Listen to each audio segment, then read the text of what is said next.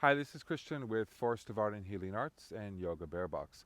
And this is the third video in a series of videos that I'm making on awareness. And they spring from a statement made by the character of our logo, the Yoga Bear. The statement is, awareness is the zone. Now, in the first video, I talk about the awareness of sensory engrams, which are unconscious movement patterns built upon one's kinesthetic recording of how one has moved through life. And I said that if these movement patterns are maladaptive, they can lead to discomfort and disease. Treating the health problems that arise from them, giving the body new sensory information through receiving body work or doing self-massage, such as with fascial rolling balls, or practicing a movement therapy like yoga or MoveNat. In the second video, I talked about how one could become aware of psychological elements such as thoughts, feelings, desires, and trauma that have been repressed into the unconscious. The repressed information clamors to rise to the conscious mind to be worked through, but the ego blocks it and keeps the unwanted information from reaching consciousness. Both the repressed material and the inhibiting ego exert a determining influence on how we move and hold our bodies. This dynamic psychological struggle can be the source of physical unease and illness. What is needed for prevention and treatment is a body-mind practice that helps people become more aware of their unconscious. In this third video, I want to expand the category of what we can become aware of beyond the solitary individual into the social, political, and economic systems that also determine our somatic movements and consequent physical health. Now, there's a lot that I could talk about here, but I just want to state that our encounter with the social systems in which we live determines our postural movement patterns, and I want to give two examples. Most people are raised by a family or an extended family, and even if you're not raised by a family, you've been raised by a group that serves the role of a family system. And families, like other social systems, have unwritten rules. Some of these rules have to do with the physical posture and movement of their members. Every individual's movement patterns are developed within and determined by social systems, the family being a very significant one, especially when it comes to the physical body and movement. All families carry a certain level of anxiety, and different families bind that anxiety in different ways. That is to say, they have neurotic or maladaptive symptoms that serve to control or hide the anxiety that they should be looking at, that they should be aware of.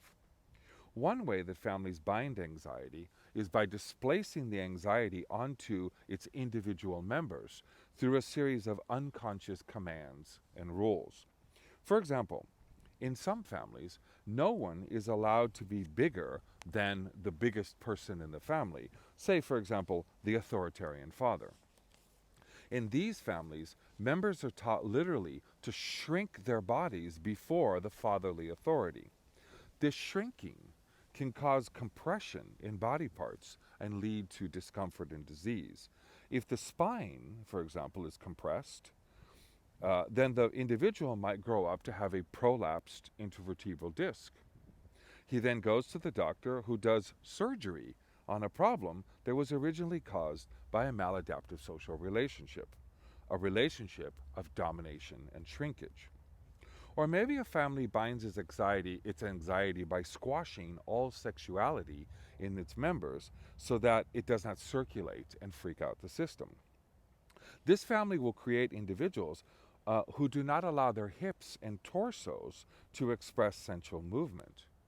They might hold their bodies rigidly, or they might move in a spasmodic manner.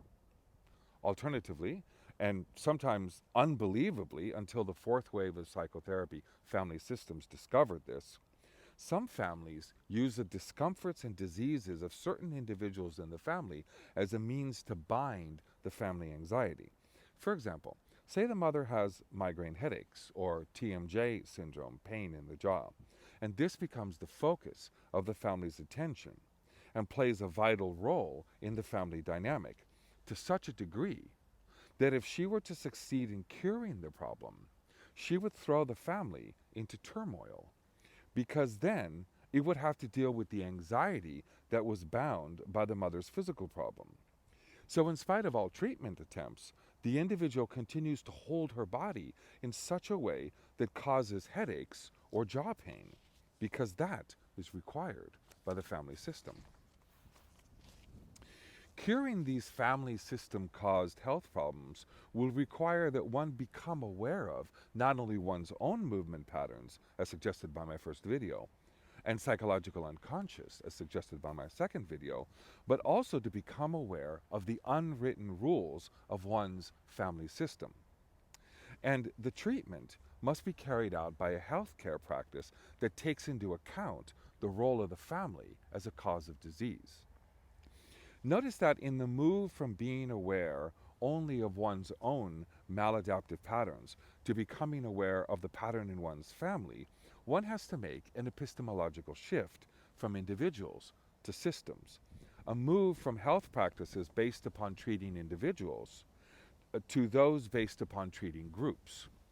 This makes sense because individuals are constructed in encounter with groups and the systems by which those groups live. Using that same logic, let us now expand our awareness from the family system to the group systems in which that family is set: neighborhoods, cities, towns, countries, even up to the international and global level. All of these units have their unwritten rules that construct the posture, movements, and physical and mental health of the individuals in them. Now, how could one person become aware of all this? That would be very difficult. Luckily, that is the job of scholars and researchers in sociology, political theory, and in the humanities, literature, art, history, and philosophy. They study our societies. They uncover the unwritten rules and hidden patterns of the world in which we live. Imagine how much we, as a collective, could become aware of if body workers, movement therapists, and psychologists would work together with sociologists, political theorists, and scholars in the arts to uncover the maladaptive and inhumane forces that act upon our bodies, the social and historical sources of discomfort and disease. I'm only going to mention two problematic sources of illness and disease, and these should be no surprise to anyone because they are the two most potent sources of discontent in modernity. The first one is capitalism, and the second one is patriarchy. By capitalism, I mean the system of production and distribution that is based upon the accumulation of profit at the expense of the needs of the people. And by patriarchy, I mean the social system of organizing societies through the use of power and violence. Capitalism is a system of scarcity. It has to create artificial scarcity and poverty in order to maintain its continued domination in the class struggle so that it can profit from the labor of workers. This is an imperative for the system. This system results in creating postural and movement habits in people which serve primarily for the accumulation of capital. Working long hours. Some workers sit all day. Others perform hard physical labor. Most workers are forced to make a living doing boring, fragmented, one-sided, and alienating work. This creates distortions in the body and mind. It fosters self-sabotaging behavior in workers. Other classes are affected as well. For example, small business people are wildly stressed out through trying to survive in a system that favors finance capital. And of course, the unemployed and homeless obviously suffer physical discomfort and disease from their situations. In a capitalist society, the results of this destructive system are then treated by a capitalist medical system. Allopathic medicine, which was created by the capitalists for their enrichment, and this dominates medical schools, hospitals, and health insurance systems today.